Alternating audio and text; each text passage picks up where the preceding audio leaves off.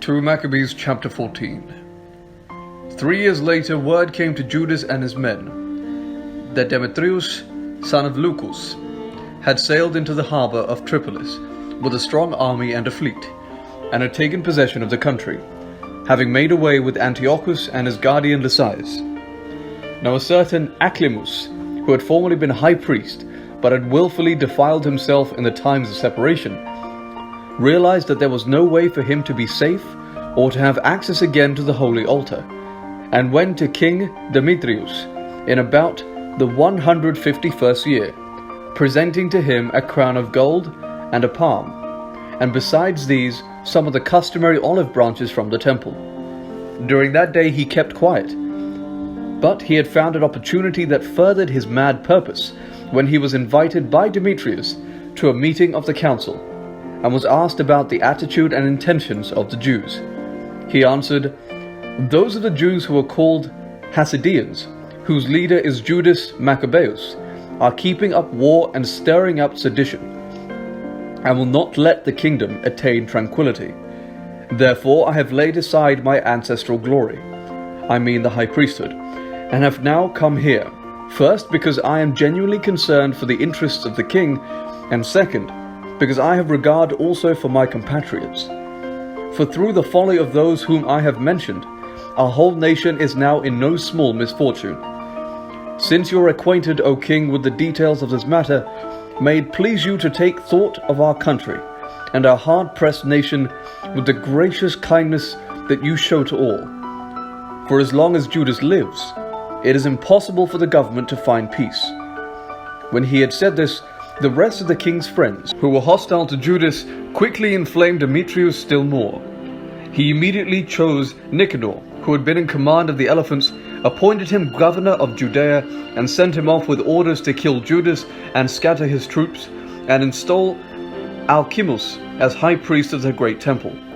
And the Gentiles throughout Judea, who had fled before Judas, flocked to join Nicanor, thinking that the misfortunes and calamities of the Jews would mean prosperity for themselves.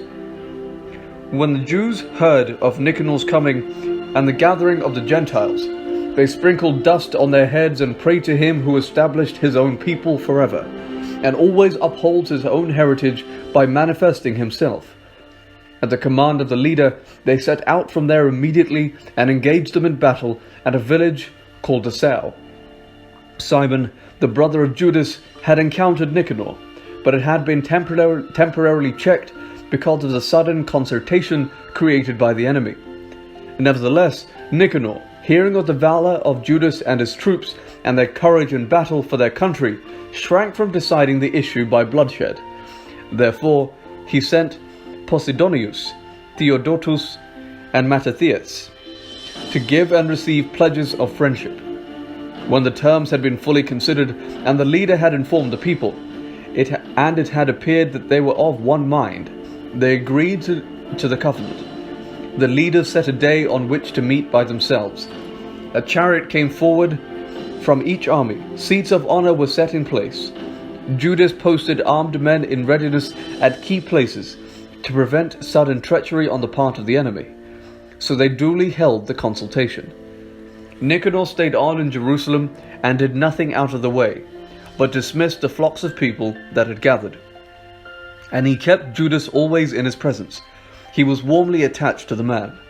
He urged him to marry and have children. So Judas married, settled down, and shared the common life. But when Alcimus noticed their goodwill to one another, he took the covenant that had been made and went to Demetrius. He told him that Nicanor was disloyal to the government, since he had appointed that conspirator against the kingdom, Judas, to be his successor.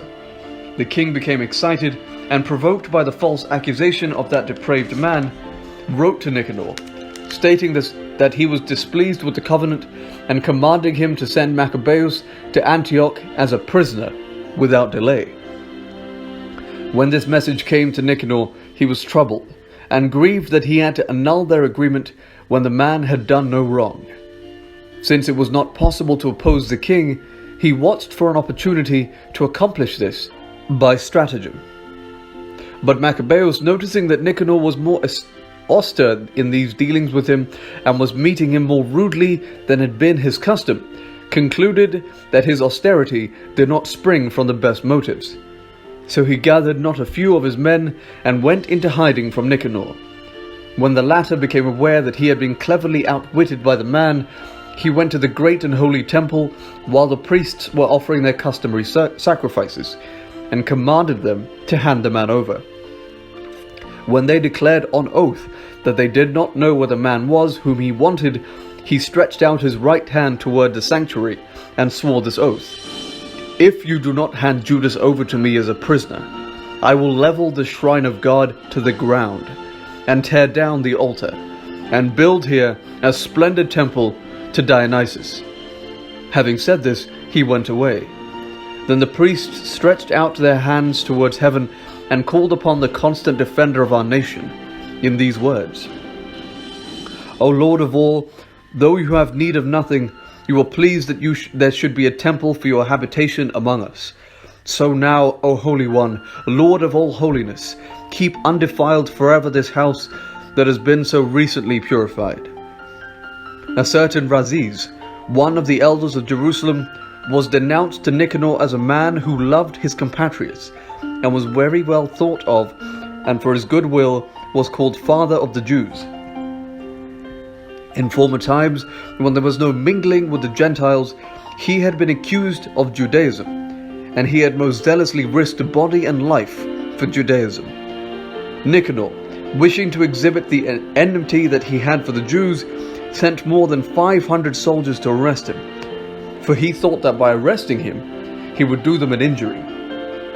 When the troops were about to capture the tower and were forcing the door of the courtyard, they ordered that fire be brought and the doors burned. Being surrounded, Raziz fell upon his own sword, preferring to die nobly rather than to fall into the hands of sinners and suffer outrages unworthy of his noble birth.